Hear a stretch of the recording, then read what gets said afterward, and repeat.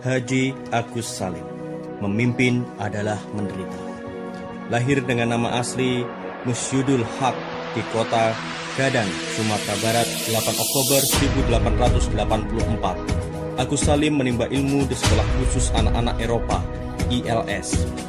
Begitu lulus pada tahun 1897, anak jaksa di Pengadilan Riau itu melanjutkan studinya ke HBS di Batavia. Dari HBS dengan nilai tertinggi saat berumur 19 tahun, Agus Salim mengajukan beasiswa untuk belajar kedokteran di Belanda. Namun, permohonannya ditolak. Meski kemudian direkomendasikan oleh R.A. Kartini dan disetujui pemerintah, Agus Salim kadung tersinggung dan memutuskan tak melanjutkan studinya. Ia mulai bekerja. Pada tahun 1906, ia terbang ke Jeddah untuk menjadi penerjemah di konsulat Belanda. Di sanalah ia memperdalam ilmu agama Islam, diplomatik, dan beberapa bahasa asing semacam bahasa Belanda, Inggris, Jerman, Perancis, Turki, Jepang, dan tentu saja Arab. Kiprah Agus Salim dalam perjuangan kemerdekaan dimulai bersama Sarekat Islam pada tahun 1915 saat menjadi anggota Volkskraft. Periode 1921 sampai 1924, ia dikenal sebagai sosok yang bersuara keras. Kiprahnya lantas berlanjut di DIB. Selain bergerak di jalur politik, Agus Salim seorang jurnalis.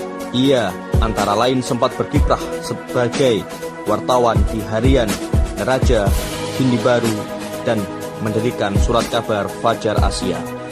Setelah Indonesia merdeka, karena kompetensinya, Agus Salim sempat dipercaya menjabat menteri dalam beberapa kabinet. Di dalam kabinet Syahrir 1 dan 2, Agus Salim adalah Menteri Muda Luar Negeri. Sementara itu, di kabinet Amir Syarifuddin tahun 1947 dan kabinet Hatta 1948 sampai 1949, ia menjabat Menteri Luar Negeri.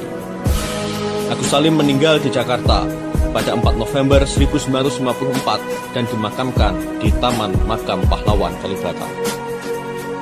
Agus Salim berdamai dengan kemelaratan. Orang tua yang sangat pandai ini adalah seorang yang jenius.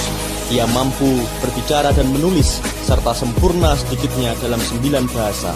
Kelemahannya hanya satu, yakni ia hidup melarat. Itulah tulisan William Schermerhorn, seorang pejabat Belanda, dalam buku harian Schermerhorn saat mengomentari Haji Agus Salim. Faktanya memang demikian. Haji Agus Salim selalu bersahaja. Suatu ketika, di sebuah tempat di dataran Eropa, berkumpullah para diplomat dari berbagai negara. Di antara mereka terselip seorang pria berjanggut putih. Keberadaannya sangat mudah dibedakan dari yang lain. Selain lebih pendek, dandanannya pun sangat kontras. Bila para diplomat lain berpenampilan necis, ia justru mengenakan jas berhiasan beberapa jahitan di sana-sini. Kesahajaan yang oleh Schermerhorn disebut sebagai kemelaratan itu oleh Muhammad Rum disebut sebagai manifestasi nyata dari prinsip Leiden is Legend. Memimpin adalah menderita, yang pertama kali dipopulerkan oleh Mr. Kasman Singodimedjo. Saya teringat perkataan Kasman, Leiden is Legend. Memimpin adalah menderita. Penderitaan tidak hanya berupa penjara, tetapi juga kepahitan hidup. Penderitaannya ditunjukkan dalam hidup sederhana yang kadang-kadang mendekati serba kekurangan dan kemiskinan. Tutur Muhammad Rum dalam tulisannya Haji Agus Salim, memimpin adalah menderita pada tahun 1970.